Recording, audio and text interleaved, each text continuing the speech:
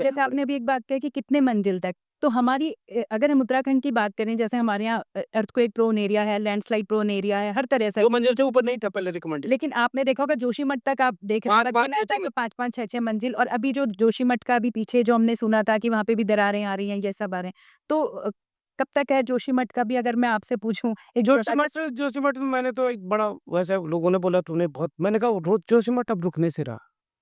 ये समय की बात है कि कितने सब 1 दशक, 2 दशक, 3 दशक में इसने मेजर पोर्शन जो खिसक रहा है, उसने खिसकना ही खिसकना है। कोई भी कवायद उसको रोक नहीं सकती। कोई भी कवायद नहीं रोक सकती। आज धीरे खिसक रहा है, कल तेज़ आएगा, फिर परसों कोई ट्रिगरिंग होगा।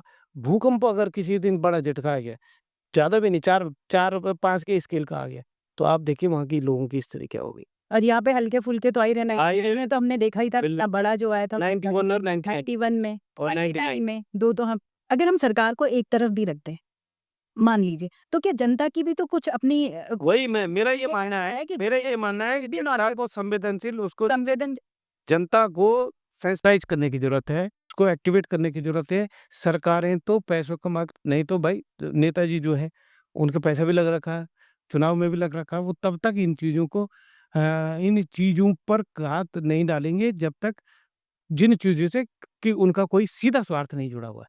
आप जब तक जनता को सेंसिटाइज़ नहीं करोगे, जनता जब तक जागरूक नहीं होगी, जनता आगे बढ़कर बोलेगी नहीं, विकास तो चाहिए, हम आदम स्थिति में नहीं रह सकते, पर इसको विकास नहीं कहेंगे। विकास के लिए हमारा ज़िंदा रहना ज़रूरी है, नहीं तो विकास किसके लिए? ये जब तक नहीं होगा, कब तक ऐसे ही होता रहेगा। मैं यही कह रही थी कि आपके अकॉर्डिंग जो जनता है वो कैसे ज़िम्मेदार बने सर? कैसे वो नहीं, इसके लिए आपको सेंसिटाइज़ करना पड़ेगा, बताना पड़ेगा, इसके लिए अवेयरनेस चलाने पड़ेंगे। गवर्नमेंट की तरफ से तो होगा नहीं, लेकिन इस तरह की यूथ को आगे आना पड़ेगा। ऐसी संस्थाएँ डेवलप हो स्वयं से बिल्कुल। कि जो करें, कुछ कर रहे हैं। कल मैं एक बड़े ग्रुप के साथ, बच्चों के ग्रुप के साथ मेरा डिस्कशन है 11 बजे से। तो हम भी कोशिश करते रहते हैं अपने स्तर पे कि लोगों को सेंसिटाइज़। लोग कहते हैं तुम बहुत ब्लंट बोलते हो। मैं बोलता हूँ कि अभी भी अगर ब्लंट नहीं बोले, तो तो प्रकृति तो बेरहम है।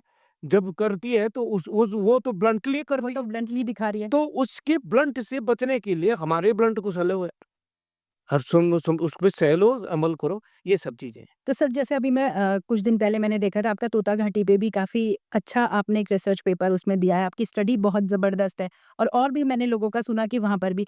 तो जब पुराने टाइम में हमने एक तोता घाटी की जो कहानी सुनी थी कि जब वो बनाया गया था तो बड़ा इनाम मिला था उस व्यक्ति को। तोता तो का वहाँ पे इस तरह से बनाने के लिए, तो क्यों आज हम अपनी जो ट्रेडिशनल नॉलेजेज़ हैं, हमारे जो पुराने लोग थे मुझे लगता है वो ज़्यादा अवेयर थे हमसे, क्योंकि उन्होंने कुछ डिसाइड वो वही तो इसलिए इन्होंने तो अंधाधुंध ब्लास्टिंग कर अब हम ट्रेडिशनल वाले पे क्यों नहीं जा रहे? बिल्कुल नहीं जा रहे ना। और जो हमारे ऐसा लगता है, और जो हमारे साइंटिस्ट बता रहे हैं हम उनको भी नहीं सुन रहे। यही तो बात है। तो ऐसा क्यों है सर? जहाँ जहाँ कर रहे हैं। जहाँ पैसा आ जाता है ना, वहाँ फिर ये देखा जाता है कि पैसा लगना है तो कम कहाँ लगे और पैसा आना है तो ज़्यादा कहाँ से आए।